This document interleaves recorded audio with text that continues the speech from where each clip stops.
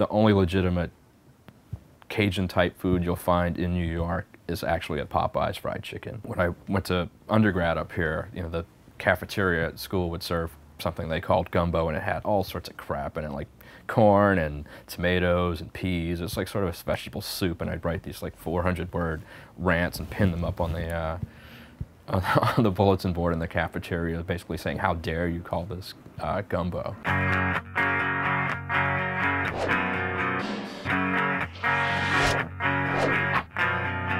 The idea for the first annual Grand Prairie Rabbit Festival actually came about from a bet. A friend of mine from grad school, we bet each other a bottle of whiskey who could finish writing a novel in 6 months. I knocked out a first draft and won the bet. And then I put it aside for 2 years and went about blogging and doing all this other stuff where I was like, you know, trying to be funny. Same friend who bet me was like, well, you know, you should really try writing something in your blog voice. And I was like, well, I have a finished book here. I might as well try my hand at that. And I rewrote the whole thing. My publisher, Kensington, in their infinite wisdom, decided to have me throw in a couple of recipes, including gumbo for dummies. You have roux, onions, green peppers, garlic, celery, chicken, sausage, and water. And then, you know, seasoning. Some people would put okra. That's like a favorite debate to have in Louisiana, like to have okra or not to have okra. I can't stand it. I think it's vile and disgusting.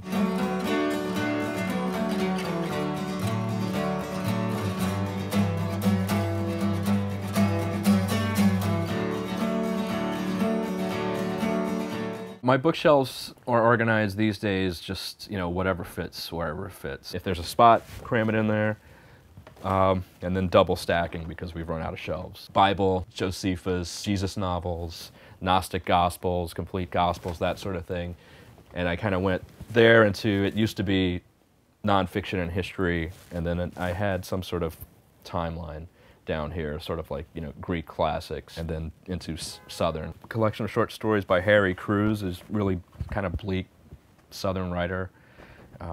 Pretty modern, but he's got stories about, you know, circus freaks and, you know, little people and things like that. Some Faulkner, which I didn't read when I was in class, but like I was supposed to, but, you know, years later got around to reading and I actually found I could not only understand it, but that I liked it a lot. I've been trying to catch up on Mark Twain. People usually throw out Melville, who is, I think, is crap, and Hawthorne, and Twain, I think, gets relegated further down, and I think Twain is probably the greatest, you know, American writer. I've got a book called The Bible According to Mark Twain, rewriting biblical stories and his trip to heaven. These stories are funny, but he's also got a pretty dark side, and it's like a, you know, it's a part of Twain that typically gets left out.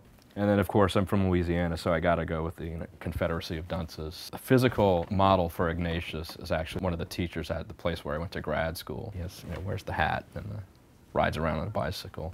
Ernest Hemingway always trying to get in the way. Powdered Eggs by a guy named Charles Simmons. My friend Jason, the guy who like bet me to write the novel and used to assign me stuff, he got this, I think, at a Manhattan library that just had it out in a pile. It has like all these rave reviews.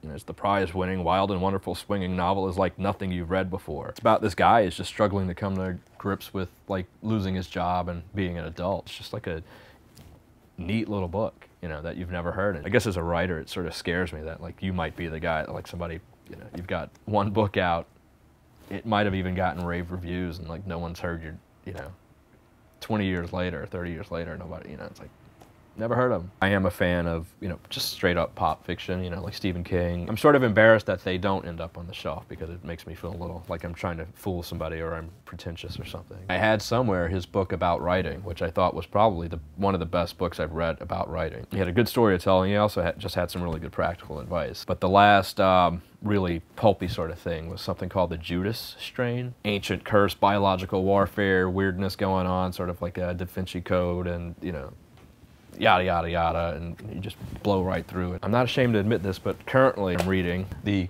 complete Calvin and Hobbes, which I got for my birthday. This weighs 23 pounds. That's my workout for the day. At work, I write everything, you know, directly on the computers, but when it comes to fiction, I do pretty much all of it longhand. The reason I go downstairs to write in Starbucks is to not have any of the electronic distractions, because I will go check a blog, I will go check the RSS feed, I will turn the TV on. Disable the web if you can when you're writing, because the next thing you know, you've spent an hour and a half farting around instead of writing or reading or, you know, whatever it was you set out to do.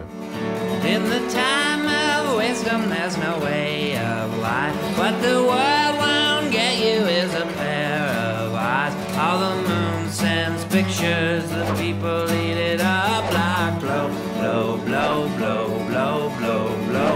And the road is narrow, yes, the gates are wide, and the one you travel never walks the line.